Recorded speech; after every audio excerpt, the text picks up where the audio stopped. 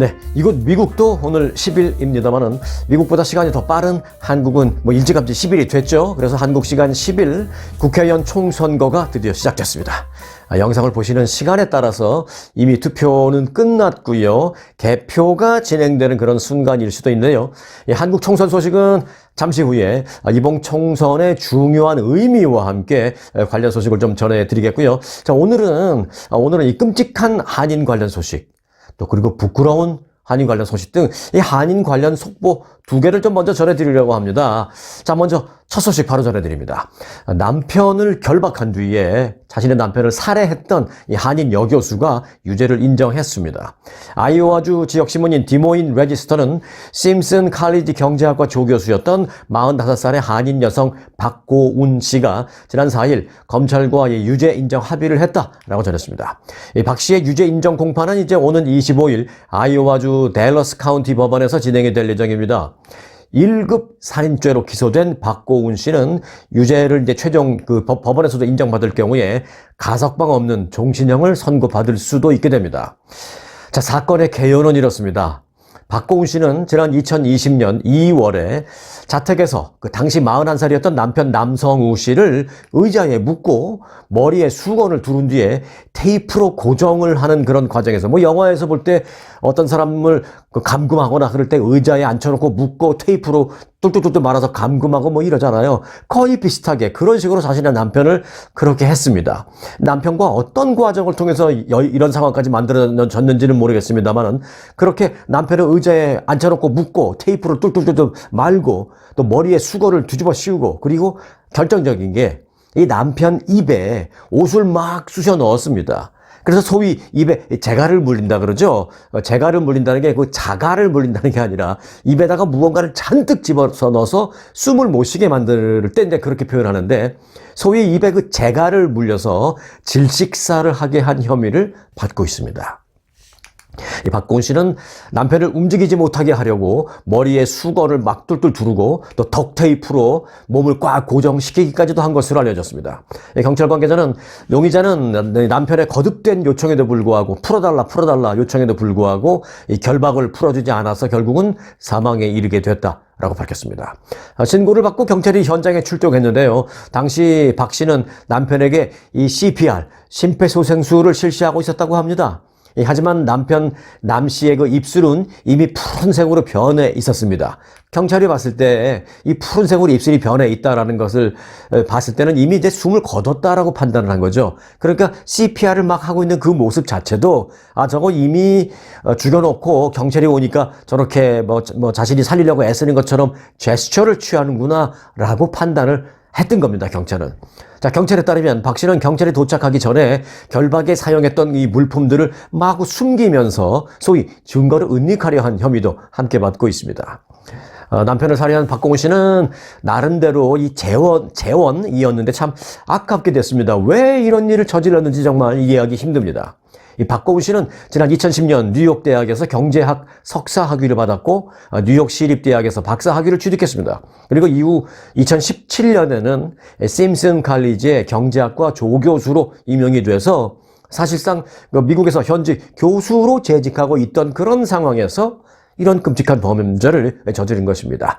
자, 이 공판이 25일날 있게 될 터인데 이미 검찰 측과 유죄를 인정하기로 이제 합의를 했으니까 어떤 형량 조정이나 이런 것을 합의한 모양인데 25일날 재판에서 과연 어떻게 진행이 될지 이 부분은 이제 추가로 소식이 나오거나 추가로 비하인드 스토리가 나오거나 또는 재판 소식이 나오면 여러분들에게 계속 전해드리도록 할 테니까 구독 눌러놓으시고 기다리시기 바라겠습니다. 이번에는 좀 부끄러운 소식이 하나 더 있습니다. 끔찍하다라기보다는 좀 추하고 부끄러운 그런 범죄 혐의를 받고 있는 한인 소식인데요. 30대 한인 미국의 초등학교 교사가 학생들을 성추행한 혐의로 체포됐습니다. 이 교사는 아이들에게 참 이거 여러분들에게 설명드리기도 참 부끄럽습니다. 그 초등학교 조그만 어린 아이들에게 사탕을 주면서 사탕을 주면서 10여 명의 초등학교 여학생들에게 이 부적절한 신체 접촉을 해온 것으로 드러났습니다. 코네티컷주 아동가족부에 따르면 스탠포드, 이게 이제 샌프란시스코 북쪽에 있는 스탠포드 대학이 있는 그 스탠포드가 아니라 스탠포드입니다. 네, 스탠포드 지역 스트로베리 힐 초등학교에서 5학년 학생 담임교사인 올해 33살의 한인 앤드류 박 씨가 4급 성폭행, 미성년자 상해 위험 및 불법 접촉 등등 총 무려 36건의 혐의로 기소됐습니다. 이에 앞서서 그 스탠포드 경찰국은 지난 5일 그 수색 영장 등을 발부받아서 코네티컷주 노워크 지역 인근 그 아파트에서 박 씨를 체포했습니다. 스탠포드 경찰은 2019년부터 이 학교에서 근무를 해온 앤드류 박 교사는 최소 11살에서 13살 사이의 여학생 12명을 성추행해온 혐의를 받고 있다고 밝혔습니다. 경찰은 추가 피해자가 더 있는지와 그리고 아파트에서 압수한 여러 가지 증거 물품 등을 토대로 계속 보강 수사를 하고 있다고 밝혔습니다. 혐의가 더 나올지도 모르겠습니다. 경찰에 따르면 박 씨는 학생들에게 이 사탕을 주면서 포옹을 한다거나 입맞춤을 한다거나 등의 어떤 그 신체적인 접촉을 같이 하자고 요구를 했다는 것입니다. 피해 학생들은요, 조사 과정에서 어떤 말을 많이 했는데 이렇게 말하는 학생들도 있었습니다. 박 선생님이, 그러니까 미스터 박이 교사죠. 그 만진 신체적인 부위가 어디다라고 명확하게 경찰한테 설명을 한 것으로 알려졌습니다. 그 어디 뭐 설명한 것을 제가 이 시간에 말씀드리고 싶지 않습니다. 자, 코네티컷주 검찰 엘리자베스 모란 검사는 박 씨가 몸을 더듬는 것을 원하지 않았던 학생들은 심지어 몸을 가리기 위해서 가방을 낮게 매기 시작했다. 그러니까 저 선생님이 자꾸 내 몸을 만지니까 저 선생님이 내 몸을 만지는 걸 정말로 원하지 않았던 그런 어린 학생들은 가방을 막 낮게 메고 다니고 뭐 허리 아래로 가방을 이렇게 메고 다니고 막 그런 겁니다. 이게 얼마나 끔찍하고 정말 추한 그런 범죄 행위입니까? 그 박 씨의 행동은 학생들 사이에서 학생들은 다 알았다고 합니다. 그 여학생들 사이에서는 다 이미 알려져서 여학생들 사이에서는 박 씨의 행동에 대해서 매우 우려를 불러일으킨 지가 꽤 됐고 이미 여러 학생으로부터 신고가 접수됐던 상황이다라고 경찰은 전했습니다. 이번에 조사는 지난 2월에 한 피해 여학생이 학교 복도에서 박 씨를 피하려다가 이렇게 피해서 돌아가고 그래서 뺑 돌아가고 하다가 수업에 늦게 들어갔어요. 지각을 한 거죠. 그래서 다른 선생님이 너 왜 이렇게 늦게 들어왔어? 내가 아까 보니까 저기 일찍 왔던데 클래스룸에는 왜 이렇게 늦게 들어왔어? 라고 하다 보니까 애가 쭈삣쭈삣 하는 거예요. 그래서 이상하다 해서 별도로 가서 물어봤더니 그제서야 어렵게 얘기를 털어놓은 겁니다. 사실은요, 일찍 왔는데 교실에 들어오려고 하는데 그 미스터 박이 이렇게 자기 쪽으로 오는 게 보여서 또 나를 만지고 할까봐 너무 걱정이 되고 너무 싫어서 그 사람을 피해서 돌고 돌아가고 이렇게 오느냐고 늦었습니다. 라고 어렵게 털어놓으면서 비상이 걸린 거죠, 학교에서. 깜짝 놀란 학교가 즉각 선생님들 소집을 하고 경찰에 알리고 해서 이 일이 불거지기 시작한 겁니다. 이와 관련해서 스탠포드 교육부는요, 성추행 피해 사실을 받고 나서 즉각 연방정부 코네티컷주 아동가족부에 신고를 했고 또 박 씨에게는 즉각 행정휴직 처분을 내렸다라고 밝혔습니다. 자, 현재 수사당국 요청에 학교는 긴밀히 협조를 하고 있는 상황인 것으로 알려졌습니다. 현재 이 앤드류 박 씨에게는요, 17만 5천 달러의 보석금이 책정돼 있는 상태입니다. 코네티컷주 법원에 따르면 앤드류 박 씨는 보석금을 내고 석방이 될 경우에 아직은 구금돼 있지만 돈을 마련해서 보석금을 내고 일단 석방이 될 경우에는 그렇다 하더라도 자신의 1살 된 딸을 그 유치원이 아니죠. 1살이니까 데이케어에 데려다 주는 그런 경우를 제외하고는 나머지 시간은 철저하게 집안에만 있어야 된다. 나갈 수 없다. 가택연금 조치를 받게 된다라는 것입니다. 보석금 내고 나오나 큰 차이는 없을 상황입니다. 자, 한국 총선 관련 소식을 좀 시간에 전해드려야 되겠죠. 지금 이제 영상을 보시는 시간에 따라서 아마도 이제 투표는 다 끝났을 시간에 여러분들이 보실 겁니다. 투표 끝나고 지금쯤 개표가 한창 진행될 터인데 개표가 끝나고 나면 이제 개표 관련된 최종적인 결과 소식은 내일 이 시간에 또는 오늘 이 영상이 끝나고라도 한두 시간 후라도 제가 속보를 통해서 계속 올려드릴 테니까 구독, 알람 눌러 놓으시고 이제 기다리시기 바라겠고요. 지금은 그래서 아직 개표가 끝난 게 아니기 때문에 때문에 그 어떤 의미 이런 부분을 좀 정리해 드릴까 합니다. 자, 앞으로 대한민국 4년간의 입법부 지형을 결정짓는 제22대 한국 총선이 이제 투표는 아마 끝났습니다. 시간에 따라서 이제 개표가 어느 정도 진행됐는지 좀 다를 수 있겠는데요. 개표 소식은 아까 말씀드린 대로 이제 중간중간 이 영상 끝난 후에도 속보로 문자로라도 알려드리겠습니다. 구독 눌러 놓으시고요. 알람도 같이 눌러 놓으시면은 바로 함께 하실 수 있습니다. 자, 일단 오늘 선거를 통해서 선출될 국회의원은 300명입니다. 이 300명은 대한민국의 모든 법안과 국가 예산안을 의결을 하고요. 또 미래 의제를 설정하는 막강한 역할, 막강한 의무, 강력한 권한을 갖게 됩니다. 지역구는 254석, 그리고 비례대표 46석, 합쳐서 300명. 누가 이 자리에 앉게 될지는 오롯이 대한민국 유권자 선택에 달렸습니다. 그리고 이건 미국에서도 재외선거 투표 하신 분들 계시죠? 네, 그 유권자들에게 달렸습니다. 전체 한국 총선의 유권자는 4,428만 명입니다. 그리고 사전 투표했고요. 재외선거 투표했고요. 그리고 이 배 타고 해외 다니시는 분, 원양어선 타시는 분들 선상에서 투표 다 했습니다. 자, 그런 분들을 제외하고 이제 3,034만 명이 본 투표일인 어제 이제 투표를 해서 이제 개표가 진행되고 있습니다. 자, 각자의 한 표가 모여서 만들어질 이 총선 결과는 출범 2년을 맞는 현 윤석열 정부에 대한 중간 평가 성격이 짙습니다. 아울러 앞으로 이제 임기가 약 3년 정도 남은 현 정부의 국정과제와 주요 정책 추진에 역시 영향을 미치게 되는데 힘을 더 실어주게 될지 아니면 제동을 걸게 될지도 이번 총선 결과가 좌우를 하게 됩니다. 이번 총선이 현재 많은 사람들의 그 예상은 이제 그 민주당 그쪽 야당이 좀 유리할 것이다 그렇게 예상을 하고 있는데 그런 예상과 달리 만일 여대야소 국민의힘이 더 많이 당선이 돼서 여대야소로 귀결된다면 국민의힘은 이제 8년 만에 어떤 의회 권력 교체를 완벽하게 이루어내게 된 겁니다. 대통령도 국민의힘 그리고 국회도 국민의힘이 다수당 이런 식으로 완벽하게 바꾼 것으로 됩니다. 윤 대통령과 국민의힘 입장에서는 대선과 지방선거에 이어서 어찌 보면 진정한 정권 교체 이런 걸 완성했다라고 말할 수 있겠습니다.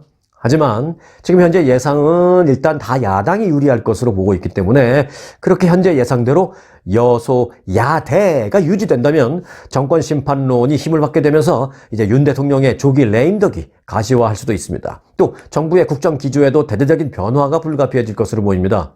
특히 민주당과 조국혁신당 등 야당이 200석에 가까운 압도적인 의석을 확보할 경우에는 야권에서 그동안 공공연히 거론되어 온 예를 들면 대통령 탄핵이라든지 개헌이라든지 이런 걸 추진할 가능성을 배제할 수가 없습니다. 또 그리고 김건희 특검법 발의해서 그걸 야당 쪽이 200석이 되면 그걸 통과시킬 수가 있습니다. 그러면 결국 김건희 여사가 어떤 조사를 받고 수사를 받고 더 나아가서는 재판을 받기 위해서 법정에서는 그런 모습까지도 볼 수 있냐 없냐 이런 게 이제 이번 총선 이제 조금 있으면 발표될 개표 결과에 따라서 좌우되는 것입니다. 지금 한국이 물가가 너무너무 비쌉니다. 전 세계에서 사과 한 개의 값이 가장 비싼 게 지금 한국입니다.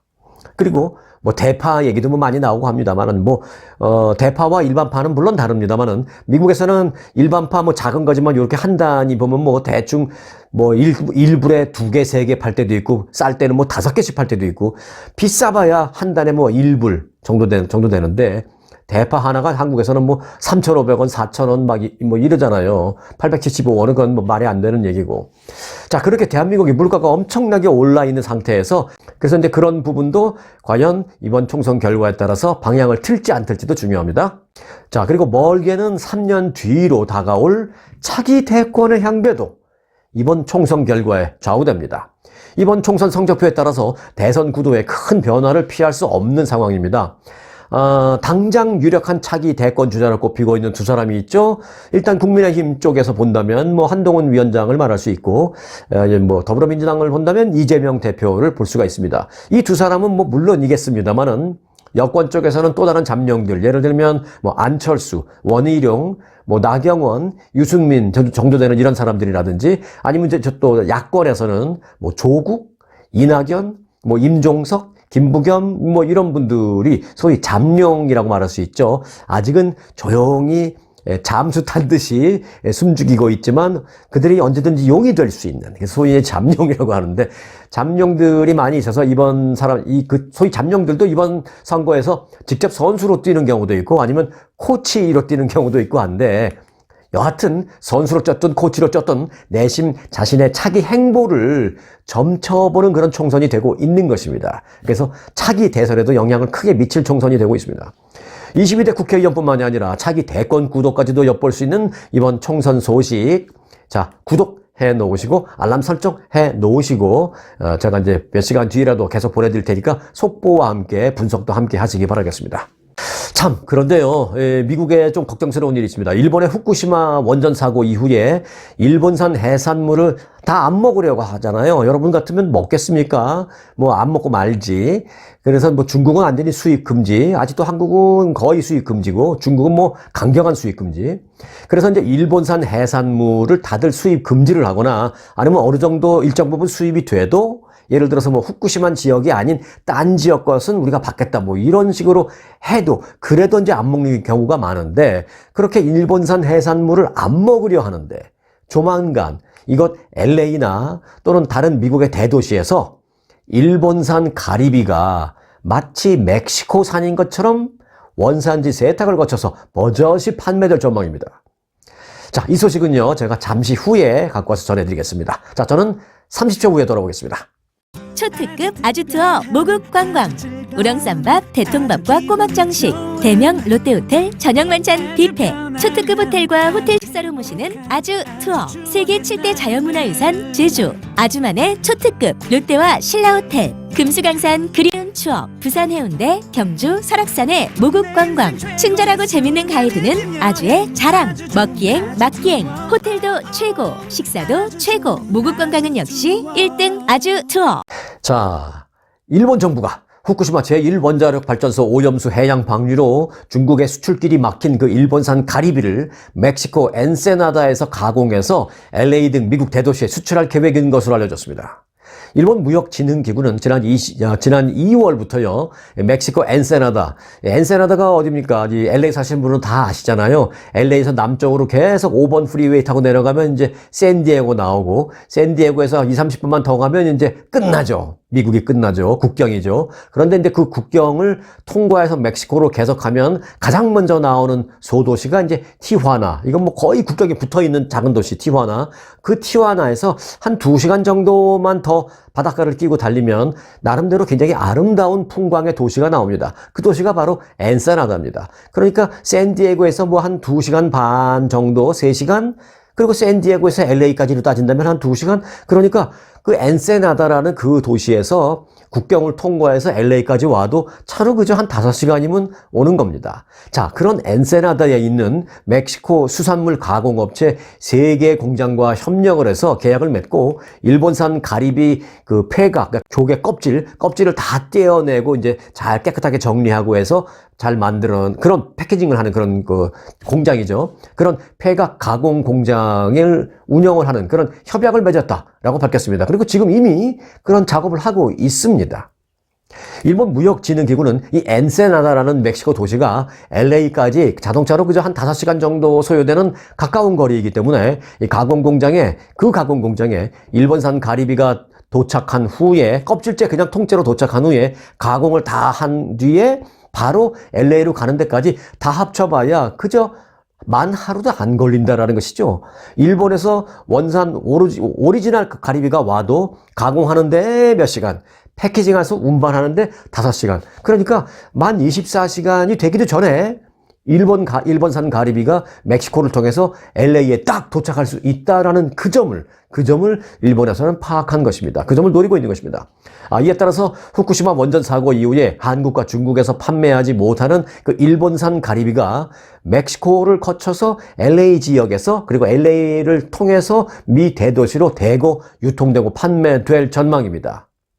돈 세탁이 아니라요, 일종의 원산지 세탁을 하는 셈이 됐습니다. 여러분들 앞으로 이제 뭐 해산물을 구입하실 때 그게 뭐 한국 마켓이 됐던 미국 마켓이 됐던 가리비 여러분들이 그 사실 때 뒤에 그 원산지를 꼭 보시기 바라겠습니다. 예를 들어서 뭐 product of 뭐 Japan이라고 되어 있을 수도 있고요. 아니면 product of Mexico라고 쓸 수는 없습니다. 그거는 이제 일리걸이니까 못할 겁니다. 뭐 packed by 뭐 멕시코 어느 공장 이렇게 써 있을 수도 있죠. 거기서 패킹했으니까 그런 걸 잘 보시기 바라겠습니다. 자, 임신을 했을 경우에 임신이 여성의 어떤 생물학적 노화를 실제로 가속화시키는 것으로 나타났습니다. 이 콜롬비아 대학 연구진은 임신이 노화에 미치는 영향을 조사한 결과를 과학 저널에 발표했습니다. 이 연구진은 필리핀에서 그 청년 1,735명의 어떤 그 생식 이력과 건강 상태 그리고 DNA 샘플 등을 장시간 조사를 했습니다. 생물학적 나이를 추정하는 유전적인 도구인 후생적 시계라는 게 있는데요. 이건 이제 뭐 의료 용어니까 그냥 넘어가도 되고요. 그 후생적 시계라는 방법을 이용해서 이들의 그 생물학적인 나이를 계산했습니다. 그 결과, 그러니까 이제 before and after죠. 임신해서 아이를 낳기 전에 어떤 생물학적인 나이, 그리고 임신을 해서 아이를 낳았어요. 그 다음에 다시 한번 생물학적 나이를 검사해 본 거죠. 그 결과 여성의 임신은 한 번 하고 나면 2, 3개월 정도 생물학적 노화가 진행되는 것으로 나타났다는 것입니다. 6년의 추적 조사 기간 동안에 임신 횟수가 많을수록 그만큼 여성의 생물학적 노화가 더 빨라진 것으로 나타났습니다. 2번, 3번 이제 임신해서 출산하신 분들은 뭐 석 달 곱하기만 3 하면 거의 한 1년 가까운 아이 낳지 않은 사람에 비해서 한 1년 정도는 뭐 겉으로 표시가 나든 안 나든 관리를 잘하면 뭐 겉으로 표시는 안 날 수도 있지만 여하튼 그 DNA를 조사해본 생물학적 나이는 한 1년 정도 더 늙은 것으로 아이 안 낳은 사람보다는 늙은 것으로 그렇게 나타났다는 것입니다. 이번 연구 논문의 저자인 캘런 라이언이 콜롬비아 대학 노화센터 연구원은 이 연구 결과는 임신이 생물학적 노화를 실제로 가속화시키고 또 이런 효과는 젊고 출산율이 높은 여성에게 분명하게 더 확실하게 나타났다라고 밝혔습니다. 그러나 우리는 그 노화 과정에서 임신이 어떤 역할을 했기 때문에 노화를 시켰는지 어떤 그런 측면에 대해서는 구체적으로까지 밝혀내지는 못했다라고 말했습니다. 또 특정 개인들의 어떤 가속화된 후생적인 노화가 그리고 나서 이제 임신을 했어요. 그리고 뭐 임신을 한 번만 했다고 치면 뭐 한 3개월 정도 생물학적 노화가 이루어졌다면 그로부터 한 20년이 지난 다음에 그 임신을 해서 발생한 한 3개월 정도의 생물학적 노화가 20년 후에 어떤 영향을 미치는지 아닌지 요것까지는 아직은 밝혀내지 못했는데 추가적으로 이 연구를 하겠다라고 밝혔습니다. 자, 교회 다니시나요? 교회 중에서는 이제 미국에서는 이제 침례교 다니신 분들도 꽤 되는데 특히 이제 백인들이 침례교 많이 다니죠. 그래서 미국의 사실 최대 교단은 남침례교회입니다. SBC라고 해서 이 SBC의 그 요즘 쇠퇴가 가속화되고 있습니다. 최근 발표된 조사에 따르면 2022년 한 해에만 1200개가 넘는 SBC 교회가 문을 닫거나 교단을 나가버린 것으로 나타났습니다. 기독교계 여론조사기관인 라이프웨이 리서치가 2022년 연례 교회 보고서를 분석해서 공개했는데요. 이 내용을 보니까 2022년에 그 남침례교 SBC 소속 교회 수는 그 전년도에 비해서 무려 1250개가 감소했다는 것입니다. 새로 개척된 교회도 물론 있었습니다만은 감소 교회 숫자를 전혀 따라잡지 못했다는 것입니다. 이 남침례 교단은 일부 소속 교회의 그 여성 목사 안수로 인해서 내부적인 갈등이 끊이지 않았습니다, 그동안. 지난해에는 그 남가주의 초대형 교회죠. 많이들 아실 겁니다. 새들백 처치라고 있는데 이 새들백 처치를 비롯해서 켄터키주에 있는 뭐 작은 교회이긴 한데 펀크릭 침례교회 이곳에서 이제 여성 목사를 안수했다는 이유로 이 SBC 남침례 교단으로부터 제명 결정을 받는 등 나름대로 이 내부적인 그 갈등이나 이런 것이 좀 심한 게 이제 남침례 교단인데 이 남침례 교단이 요즘 상당히 쇠퇴 하락의 길을 걷고 있다라는 것입니다. 네, 계속해서 보너스 뉴스 전해드리겠습니다. 자, 오늘 보너스 뉴스는 여러분들 다 함께 좀 같이 들어주셨으면 하는 바람이 있는 소식입니다. 제목은 이렇습니다. 제목은 장수의 비결. 여기서 말하는 장수라는 것은 이제 오래 사는 장수의 비결은? 입니다.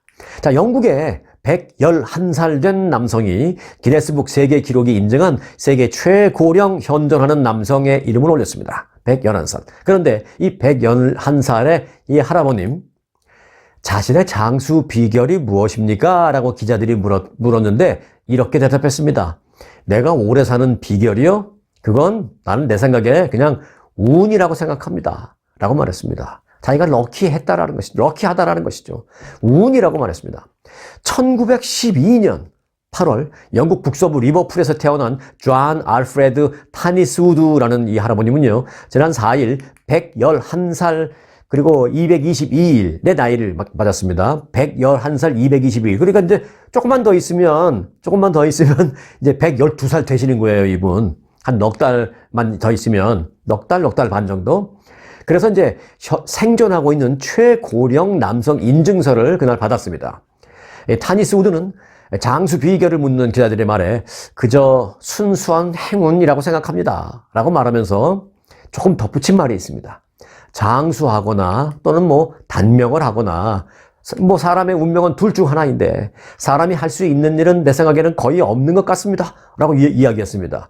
그러니까 장수의 비결이 무엇입니까? 라고 물었을 때 그 기자들은 참 많은 걸 기대했을 거 아니에요. 자기가 기사 쓸 때 어떤 드라마틱한 내용을 쓸 수도 있고 또는 개인적으로도 야, 난 이 할아버지한테 내가 물어봐서 이 할아버지 얘기하는 거 난 따라해서 나도 오래 살아야지. 뭐 개인적인 공적인 기대감이 그 기자들도 있었을 텐데 그 기자들에게 하는 말이 이것입니다.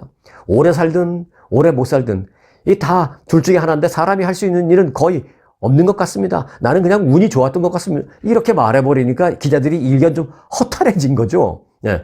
그렇지만 또 그 할아버지는 이렇게 말했습니다. 다만 한 가지 내가 부연을 한다면 절제는 중요한 것 같습니다. 라고 말했습니다. 자, 그래서 이때 기자들이 좀 눈을 깜빡깜빡 하면서 그게 무슨 말입니까? 물었습니다. 그러자 스토리는 이어집니다. 그 할아버지는 이렇게 말했습니다. 나는 젊었을 때도 남친구들이 다 담배 필 때 담배를 피우고 싶었습니다. 그런데 절제하면서 담배도 피우지 않았고요.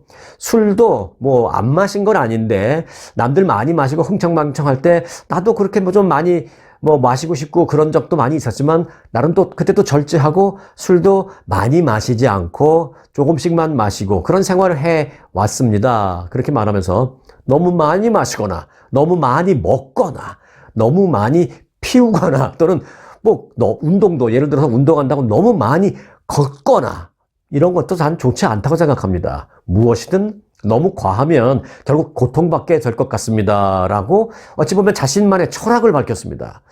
이게 딱 떠오르는 네 가지 사자성어 생각나죠? 과유불급. 뭐든지 지나치면 좋을 게 없다라는 그 과유불급을 이분이 영국 사람이니까 알 일은 없을 텐데 이분이 말하는 게 딱 그겁니다. 과유불급. 이 할아버님은 특별한 식단을 고집하지는 않고 있지만 영국의 그 대표적인 요리로 길게 썬 감자와 생선을 튀긴 뭐 이렇게 얘기하니까 대단한 요리로 생각하실 수 있겠습니다만은 이게 여러분들이 다 잘 아시는 그거잖아요. 바로 그거. 영국에서 내놓을 것 요리 아무것도 없는데 딱 요거 하나 있잖아요. 피쉬 앤 칩스. 네. 피쉬 앤 칩스를 그렇게 좋아하신답니다. 그래서 지금 이 나이가 돼도 이 할아버지는 매주 금요일마다 이 피쉬 앤 칩스를 먹는다고 합니다. 이 피쉬 앤 칩스는 사실은 보면 건강식은 아니에요. 이 감자도 좀 튀겼고 특히 이제 피쉬 같은 것은 다 튀겨서 먹잖아요. 그러니까 어찌 보면 건강식은 아닌데 먹고 싶은데 오래 살겠다고 그냥 평생 꾹 참고 안 먹는 그것도 사실은 절제에서 어긋나는 것을 생각하는 것이죠. 절제라는 것은 그냥 난 오래 살 거야, 안 돼. 그래서 이거 안 먹을 거야 하는 그런 생각조차도 절제하라는 것이죠. 그냥 적당히 먹고 싶은 건 자기는 먹었다는 겁니다. 단 적당히. 그래서 매일 먹는 건 아니고 자기 본인은 매일 먹고 싶대요. 너무 맛있어서 그 피쉬앤칩스를. 그런데 이제 매일 먹는 것은 좀 절제하고 참고 매주 금요일마다 이 피쉬앤칩스를 먹는다고 합니다. 그래서 이제 금요일을 기다린답니다. 그래서 인터뷰에서 이렇게 말했습니다. 내가 그 피쉬앤칩스를 너무 좋아해서 금요일날 먹고 나면 토요일부터는 다음에는 또 언제 피쉬앤칩스를 먹으러 갈까? 금요일날 먹으러 가긴 해야 될 텐데 그때까지 기다려야 될 텐데 금요일이 너무 머네. 그러면서 이제 뭐 한 화요일쯤 되면 이제 금요일이 며칠 안 남았네. 금요일 되면 피쉬앤칩스 먹을 수 있을 거야. 뭐 이런 생활을 했는데 그게 이제 그렇게 기다리면서 자기가 뭔가 하고 싶은 걸 기다리면서 젊음이 유지된 것 같아. 라고, 그런데 우스갯소리야. 뭐 이런 식으로 얘기를 했다고 합니다. 네. 이 할아버님, 뭐 우스갯소리로 했다라고 그렇게 말씀을 하셨습니다만, 일정 부분, 제가 생각할 때 일리가 있는 말로 들리기도 합니다. 그리고 이제 더 중요한 건 이 111살의 나이에 이렇게 이거 우스갯소리라 내 한 말이야. 뭘 그렇게 진지하게 듣나 우스갯소리야 라고 할 수 있을 정도로 그의 마음이 여유 있고 또 유머스러운 그런 마음이 그를 장수하게 만든 것이 아닌가 하는 저 개인적인 생각이 들기도 했습니다. 자, 오늘 영상은 여기까지입니다. 오늘도 편안한 마음을 늘 유지하시면서 가끔은 유머스러운 대화도 하시는 이 알프레드 타니스우드 할아버님처럼 그렇게 같은 즐거움을 느끼시는 그런 하루가 되시길 바라겠습니다.